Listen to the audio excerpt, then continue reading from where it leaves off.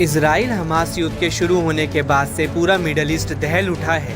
Israeli PM Benjamin Netanyahu अपने तीखे तेवर के बाद से सबके निशाने पर है। इस बीच इजरायली एजेंसी ने एक बड़ी साजिश को नाकाम करने का खुलासा किया है।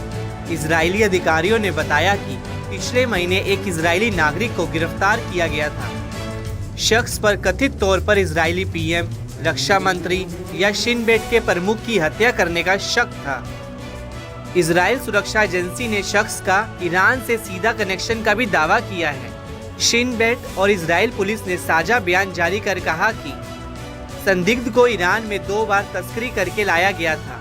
तेहरान की ओर से मिशन को अंजाम देने के लिए उससे पैसे मिले थे। संदिग्ध दक्षिणी शहर अश्कलोन का 73 वर्षीय मोती मामन है। वह एक बिजनेसमैन है जो लंबे समय तक तुर्की में रहा, जहां उसके तुर्की और ईरानी नागरिकों के साथ व्यापारिक और सामाजिक संबंध थे। इस साल अप्रैल में मामन ने 2 तुर्की के लोगों की मध्यस्थता से ईरान में रहने वाले एक अमीर बिजनेसमैन एडी से मिलने के लिए सहमति जताई थी, जिससे व्यापारिक गतिविधियों पर चर्चा हो सके। ये खुलासा ऐसे वक्त पर हुआ है जब इजराइल और लेबनान के हिजबुल्लाह में तनाव अपने चरम पर है। दोनों बड़े पैमाने पर युद्ध की कगार पर हैं। लेबनान पिछले 2 दिनों से सीरियल अटैक से जूझ रहा है, जिसमें दर्जन भर से ज्यादा लोग मारे जा चुके हैं, तो वहीं हजारों की तादाद में लोग बुरी तरह घायल हुए हैं। इसको लेकर हिजबुल्लाह समूह ने इजराइल को कसूरवार ठहराया है। इतना ही नहीं, हिजबुल्लाह ने इजराइल से बदला लेने की कसम भी खाई है। शिन बेट के मुताबिक मामन नाम का शख्स सीरिया के करीब तुर्की के शहर समंदाग गया था। ईरानी व्यवसायी की ओर से भेजे गए 2 प्रतिनिधियों से मिला था। जब ईरानी व्यापारी तुर्की में मिलने के लिए ईरान से बाहर जाने में असमर्थ हो गया, तो मामन ने पूर्वी तुर्की शहर वान के निकट एक रोडवेज के जरिए ईरान में दाखिल हुआ।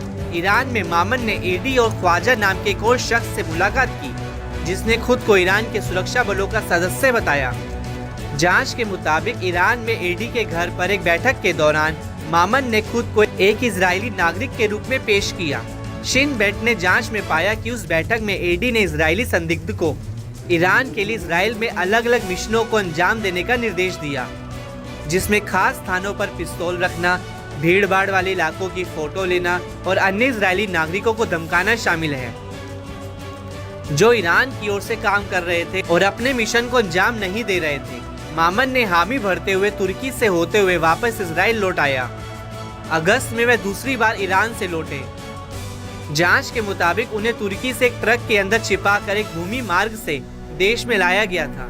शिन बेट ने कहा कि ईरानी अधिकारियों ने हत्या की इस योजना को जुलाई में तेहरान में हमास नेता इस्माइल हानिये की हत्या का बदला माना है, जिसके पीछे इजराइल का हाथ माना था।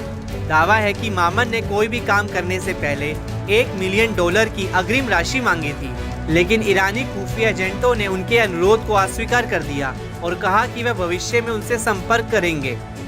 दूसरी बार ईरान छोड़ने से पहले मामन को बैठकों में भाग लेने के लिए ईरानी खुफिया एजेंटों में से एक ने 5000 यूरो दिए थे।